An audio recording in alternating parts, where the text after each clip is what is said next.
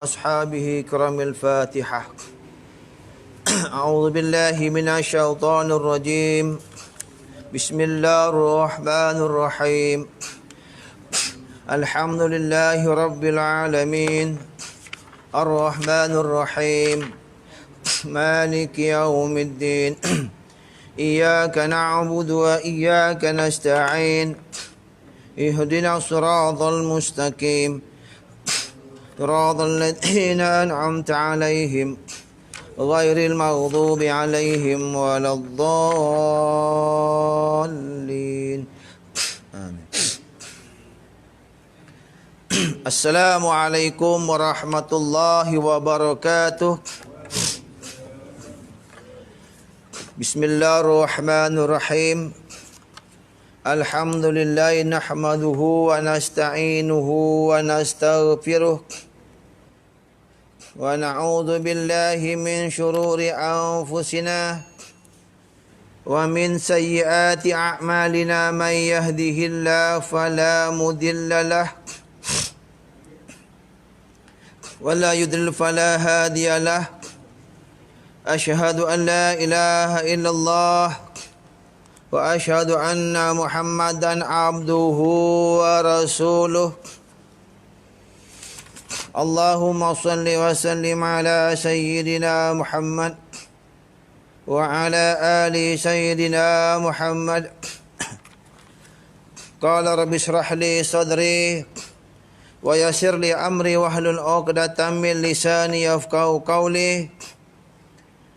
قالوا سبحانك لا علم لنا إلا ما علمتنا إنك أنت العليم الحكيم.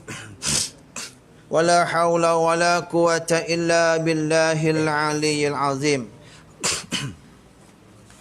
Yang dihormati pengurusi serta barisan ahli jawatan kuasa Surau Al-Mizan Sagil Parit 3. Yang dihormati Ketua Kampung Sagil Parit 3, yang dimuliakan tuan-tuan Imam Surau Al-Mizan Sagil Parit 3, tuan-tuan haji, puan-puan hajah, tuan-tuan, puan-puan, hadirin hadirat, muslimin muslimat yang dirahmati Allah Subhanahu wa taala. Alhamdulillah, pertama-tamanya dan selama-lamanya sama-sama kita memanjatkan, merafakkan kesyukuran kita ke hadrat Allah Subhanahu wa taala kerana pada malam ini dapat kita bersama-sama di Surau Al-Mizan bagi menunaikan kewajipan sebagai seorang manusia yang dahagakan ilmu Allah. Mudah-mudahan keberadaan saya, tuan-tuan, puan-puan pada malam ini insya-Allah mendapat kerahmatan Allah Subhanahu wa taala. Kita masih mempelajari kitab Hidayatus Salikin karangan Syekh Abdul Samad Falambani dalam bab maksiat batin yang kelima, iaitu bahil dan kasihkan harta. Kita sambung tuan-tuan, iaitu bab menjauhi maksiat batin. Maksiat batin ada 10. Kita masuk bab yang kelima, iaitu bahil dan kasihkan harta. Maknanya kedekutlah tuan-tuan. Tapi saya lihat malam ini macam gementar sikit lah. Kok ramai banget bacaan ni? Ini pengurusi ada buat apa-apa ke dekat jemaah ni? Ramai sangat, kena paksa ke apa? Alhamdulillah. Mudah-mudahan ini hijrah yang baru kan? Kan tahun hijrah ini 1442 ada azam baru. Saya nak ke surau, saya nak ke masjid untuk cari ilmu Allah. Mudah-mudahan dapat keberkatan. Tuan-tuan, puan-puan yang dirahmati Allah Subhanahu wa taala. Sabda Nabi sallallahu alaihi wasallam, "As-sihyul jahilu ahabbu ila Allah taala minal 'abidil bakhili." Maksudnya orang yang murah hati yang jahil adalah terlebih kasih kepada Allah Ta'ala daripada seorang ahli ibadah yang kedekut. Maksudnya tuan-tuan, nak dibuat perbandingan nak dibuat perbandingan tentang orang yang jahil, tentang orang yang ahli ibadah, tentang orang yang pemurah, yang suka bersedekah dengan orang yang kedekut. Maknanya, walaupun dia jahil, tapi dia murah hati, Allah lebih kasihkan orang ini daripada orang yang kuat ibadah, kuat sembahyang tapi kedekut. Orang jahil yang murah hati itu lebih baik daripada orang yang banyak berbuat ibadah tetapi kedekut. Ni tuan-tuan, harta yang kita dapat itu bukan kita punya, Allah yang punya. Kita tidak boleh memunya satu apa pun. Kita tidak boleh memunya satu apa pun. Semuanya tu hak Allah. Matahari hak Allah, bulan hak Allah. Kita tak boleh kedekut. Kereta hak Allah, duit yang kita terima tu hak Allah, rezeki yang kita dapat tu juga hak Allah. Jangan kedekut. Hatta rumah tu pun bukan hak kita, hak Allah. Ibu-ibu, suami ibu-ibu hak siapa? Ya, hak aku tahu ustaz. Suami ibu-ibu ni juga bukan hak ibu-ibu, hak Allah. Saya, tuan-tuan, juga hak Allah. Sebab tu bila hak Allah boleh dikongsi, ya. Yang suami-suami ni boleh dikongsi, tapi yang lebih 4 lah. Jangan kedekut. Itu bukan hak ibu tau, hak Allah, boleh dikongsi. Ramai 4 orang, gurau saja. Maknanya bila bukan hak kita, kita kena kembalikan kepada Allah. Jangan kedekut. Ada harta, jangan kedekut. Sebab tuan-tuan, orang yang orang yang kedekut ni tuan-tuan, dia tak bawa mati harta yang didapat. Sebab orang yang bekerja, orang yang ada harta, sebenarnya hartanya itu adalah untuk Allah ada, untuk diri ada, dan untuk hak orang lain pun ada. Satu ketika tuan-tuan, bagaimana dalam satu hari, saya buat cerita lah, daripada Abu Hurairah meriwayatkan Nabi SAW pernah bersabda, pada suatu hari ketika seorang laki-laki berada di sebuah tanah yang lapang lagi sunyi, dia terdengar satu suara daripada awan. Macam Tuan Haji lah, Tuan Haji Ahmad tengah berada di tanah lapang sunyi-sunyi, dia terdengar satu suara daripada awan. Apa cakapnya? Siramlah air hujan kepada kebun Imam Rusli. Tiba-tiba ini Haji siapa nama Haji Ahmad Haji Ahmad terdengar awan cakap, siramlah wahai hujan, turunlah engkau kepada kebun Imam Rusli Sagil Parit 3. Awan tu pun bergerak, lalu mencurahkan airnya pada sebidang tanah yang berbatu hitam. Saluran air pada tanah tersebut kemudiannya menampung semua curahan air hujan dan mengalirkannya ke suatu arah. Haji Ahmad laki-laki itu pun mengikut arah air itu dan menemui seorang petani yang bernama Imam Rusli yang berdiri di kebunnya sedang mengubah aliran air dengan cangkulnya. Maka Haji Ahmad tanya, wahai hamba Allah, siapa nama kamu? Kata Imam Rusli, nama aku Rusli. Nama aku Rusli. Kemudian nama tuan. Nama tuan tadi saya dengar awan bercakap supaya air hujan menyiram ke kebun tuan. Saya dengar awan-awan ni bercerita kepada hujan supaya menurunkan air hujan ke kebun tuan. Jadi saya nak tanyalah, apa yang tuan buat di kebun tuan ya. Maka Imam Muslim pun cakap, macam inilah Haji Ahmad. Baiklah. Kalau anda katakan begini, dia kata gini, sebenarnya saya keluarkan dari kebun saya sedekah. 1/3 daripadanya saya sedekahkan. 1/3 daripadanya aku buat makan sekeluarga. 1/3 daripadanya aku buat modal untuk cucuk tanam semula. Maknanya Imam Rusli, kebun dia tu dapat berkat hujan kerana dibahagi 1/3. 1/3 untuk sedekah kepada orang yang berhak. 1/3 untuk dibuat makan satu keluarga. 1/3 untuk dibuat modal. Macam itulah. Sebab itu awan dapat perintah daripada Allah malaikat untuk menurunkan hujan kepada pekebun-pekebun, petani-petani yang menginfakkan harta dari perkebunannya untuk buat sedekah. Begitu jugalah maknanya kalau kita nimbang sawit dapat 300. Boleh tak tuan-tuan?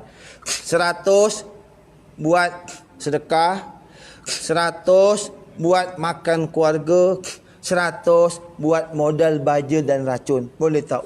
Akim banget 1/3. Tak banyaklah. Jangan 1/3 lah. Keluarkanlah sedikit daripada kebun kita tu. Contoh 300, keluarkan RM10 tiap-tiap kali timbang. Keluarkan RM30, itu pun sudah memadai. Mungkin kalau nak keluarkan 1/3, kita makam kita tak makam para sahabat ini. Sebab kat situ ada hak Allah. Sebab bukan kita semua. InsyaAllah dengan kita bersedekah, Nabi kata mana qasa malun min sadaqatin. Tidak berkurangan harta kita dengan sebab sedekah. Tuan-tuan jangan bimbang. Mana tokoh-tokoh korporat ini yang banyak harta, yang petani-petani yang berjaya, yang peniaga-peniaga yang berjaya. Ingat, harta yang kita dapat itu bukan kita semuanya, bukan hak kita semuanya. Dan sabda Nabi sallallahu alaihi wasallam, ma ja'alallahu waliyan lahu illa ala sakhahi wa husnil khuluqi. Allah tidak menjadikan aulianya melainkan berdasarkan baik hati dan elok perangainya. Dan sabda Nabi sallallahu alaihi wasallam, la yadkhulul jannah bakhilun wala khibbun wala khainun wala musiul malaikah. Tidak masuk syurga orang yang kikir, orang yang memperdayakan orang, orang yang khianat, dan orang yang jahat perangai dalam hatinya. Maksudnya salah satu orang yang tak masuk syurga, orang yang kedekut, orang yang bakhil, orang yang kikir. Apa salahnya ibu-ibu? Bapaknya nak pergi sembahyang Jumaat, abahnya lain cerita lah. Itu duit abahnya. Yang duit abahnya bagi kat ibu-ibu tu yang sebulan 500 tu buat duit belanja makan sayur tu, dapat lebih sikit kan. Ni niat minah bang, nanti abang pergi masjid, tolong berikan sumbangan dekat masjid RM5, niatkan minah punya ya. Kan bagus. Walaupun ibu-ibu tak pergi masjid, niatkan ya RM5 tu untuk dibawa suami, untuk disedekahkan, untuk diinfakkan ke masjid. Maknanya sekurang-kurangnya dapatlah juga jariah kita. Sebab esok kita mati tuan-tuan, kita tak buat apa-apa kecuali 3. Anak soleh yang mendoakan, ilmu yang manfaat, dan sedekah jariah yang kita buat semasa di dunia. Tuan-tuan, puan-puan yang dirahmati Allah Subhanahu wa taala. Dalam bersedekah tuan-tuan, kadang-kadang sedekah yang kita infakkan ni tuan-tuan kembali kepada kita. Salah satu kelebihan sedekah Salah satu kelebihan sedekah yang kita lakukan, insya-Allah masa kat dunia, antaranya boleh memanjangkan umur dan boleh mengubati penyakit. Sebab itu saya pernah melihat satu cerita. Sebab doktor kata dalam cerita tu umur dia tak panjang. Umur dia tak panjang, mungkin dia kena kanser. Dalam masa 2-3 bulan tu dia akan mati menurut doktor. Biasanya apa kata doktor itu kebiasaannya. Hakikatnya Allah lah, kebiasaannya betul lah. Oleh kerana itu dia mendengar satu hadis yang maksudnya sesungguh indah, dan maknanya Nabi bercakap tentang ajaibnya orang bersedekah. Maksudnya sesungguhnya sedekah orang Muslim itu menambah umurnya, dapat mencegah kematian yang buruk. Allah akan menghilangkan darinya sifat sombong, kefakiran dan sifat bangga diri pada diri sendiri. Hadis riwayat Tabrani. Jadi orang ini mendengar hadis ini, maka tiap-tiap hari dia melazimkan dirinya untuk bersedekah, membuat kebaikan. Maknanya sehari, tiap-tiap hari dia bersedekah. Dalam cerita tu tuan-tuan, rupanya apa yang disangka meleset. Dia percaya dengan doktor, akhirnya keputusan doktor itu sebenarnya meleset, salah. Maka dia bersyukur kepada Allah.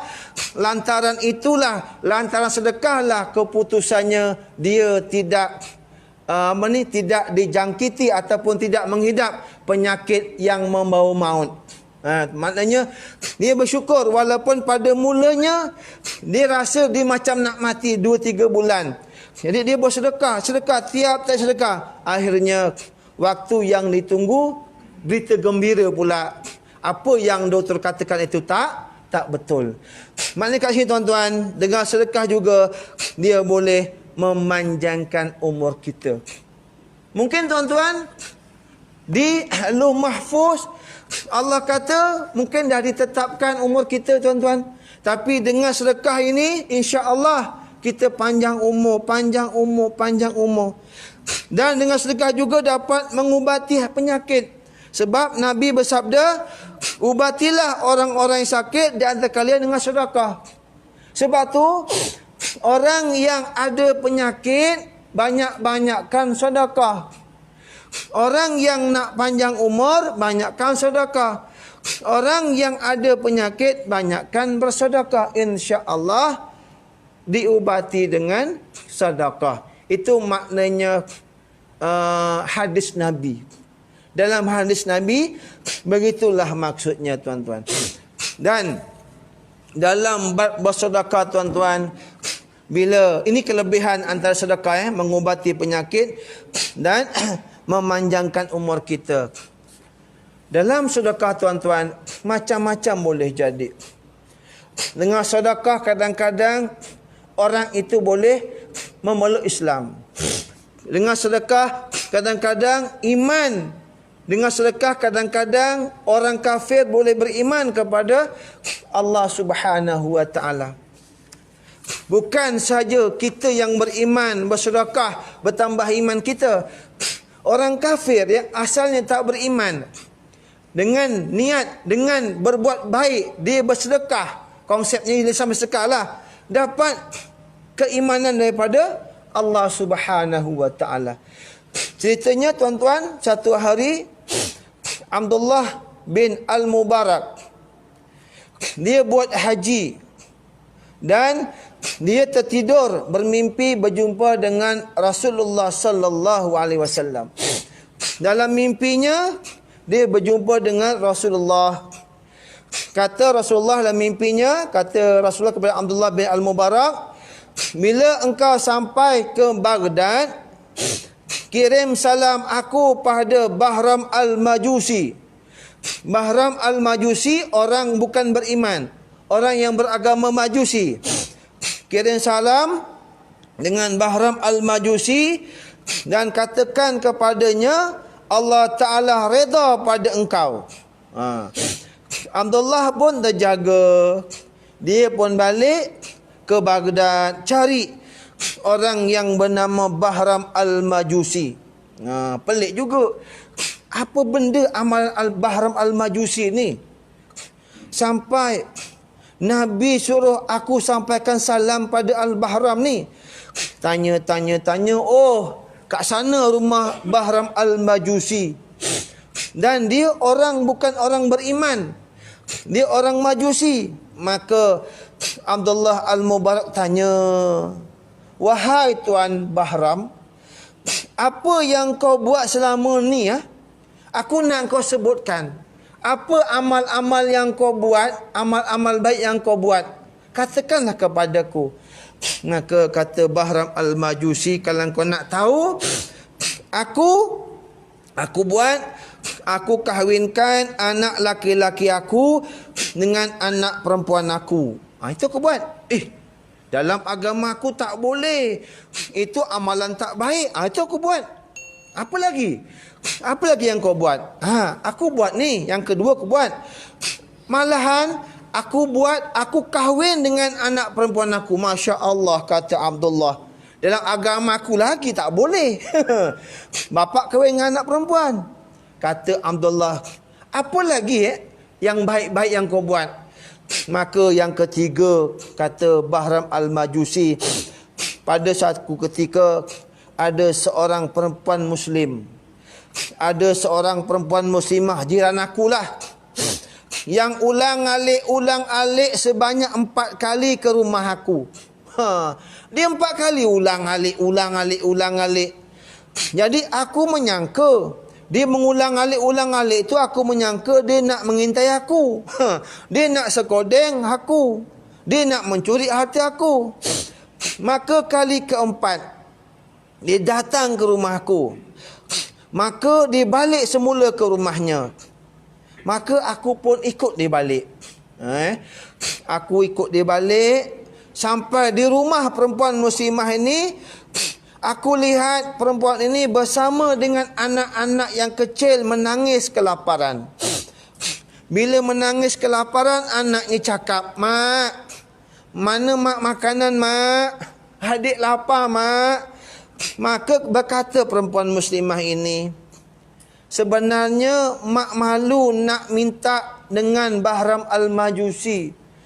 Mak malu nak minta dengan makhluk Allah. Mak malu nak minta sesama makhluk Allah. Sebab tu perempuan muslimah tu pergi balik. Pergi nak minta segan, balik lagi. Pergi lagi nak minta segan, balik lagi. Sebab dia malu dengan Allah, sebab nak minta dengan makhluk. Maka bila Bahram Al-Majusi dengar saja perempuan ini cakap dengan anak-anaknya begitu, dan kesian melihat anak-anak menangis, maka Bahram Al-Majusi balik, ambil satu gunung tepung makanan dan diberikanlah kepada perempuan ini untuk dimasak dan dimakan bersama anak-anaknya. Maka kata Abdullah, oh, inilah amalan